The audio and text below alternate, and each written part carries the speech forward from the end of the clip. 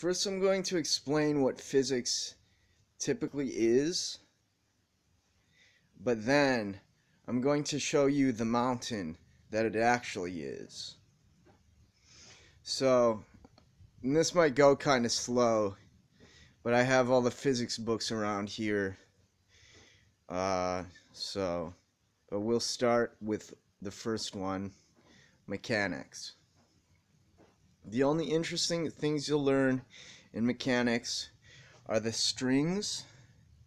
If you have a string that's diagonal with a weight on it attached to another string, it will be half, but then you take trigonometry and you find the angle of the string in proportion to the downward motion.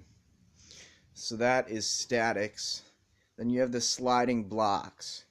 Just know that the kinetic energy created once a block starts moving keeps it moving. That's basically all there is for mechanics. Now we'll either move on to electricity or optics.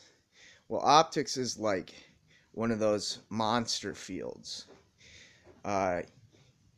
So I'm going to stop this here in a moment, because once you get done with your graduate degree, that's like a cop-out. That's something everybody could do.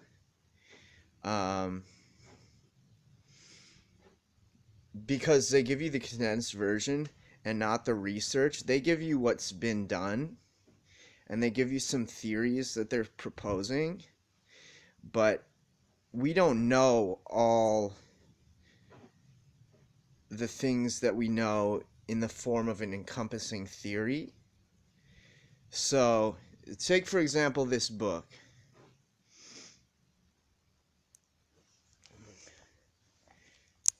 Positron Annihilation.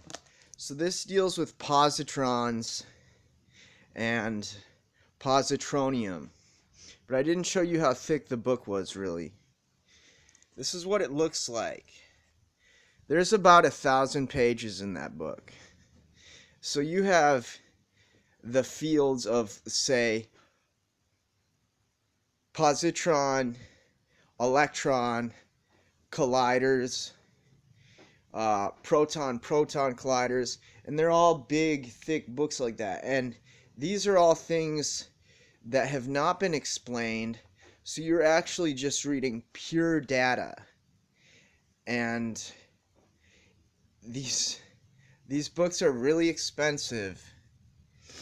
I'm not trying to discourage you from doing it. I'm just saying they're hard to find. You're going to be hard pressed. You're going to be on a big journey to find which books you need.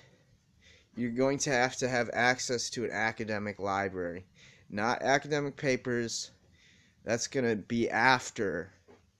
So what you'd be doing if you're reading about positrons, and you have the creation of positrons too. You have the last maybe 50 years, probably 70 years, have amassed such a huge amount of information, which gets me to what I want to say, why I made this video. No one but themselves can become a physicist. And you should try, and I don't know if it's been done before, to know all of physics. Anyone, whoever you are. Now, if you don't have time, you have a good purpose, you should do what you're doing.